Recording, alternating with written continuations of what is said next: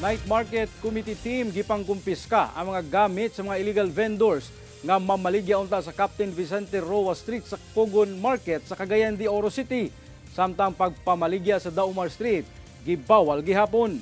Ani ang report ni Cyril Chavez.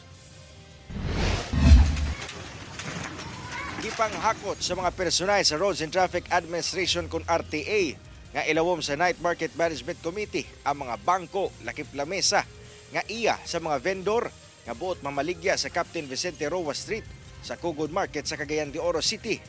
Lakip tent sa maong mga vendor gipatanggal sa RTA. Labi pa nga dakong gibawal ang pagpamaligya sa maong dalan subay sa pulisya sa LGU.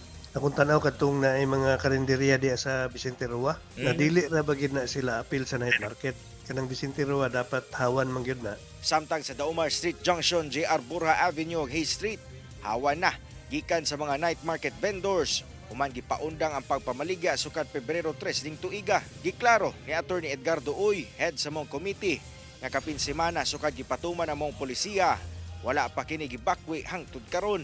Nagsumikad kini sa sagunsong kalapasan sa mga vendor sa gabayan sa LGU, sama sa pagbutang og dagkong tent, pagbabag sa agianan sa tawo ug sakyanan, ug ang pagbinastos sa mga empleyado sa LGU nga nangolekta og bayad.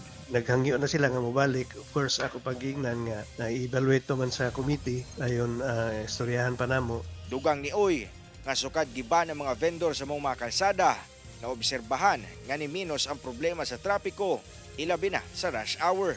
Kung naagi hapon mahitabo ang atong nakita ang rason nga nung gisuspend ang night market diyang dapita, nabasin og makarecommend ng kita nga dili na gyud. Cyril Chavez, 1 Mindanao.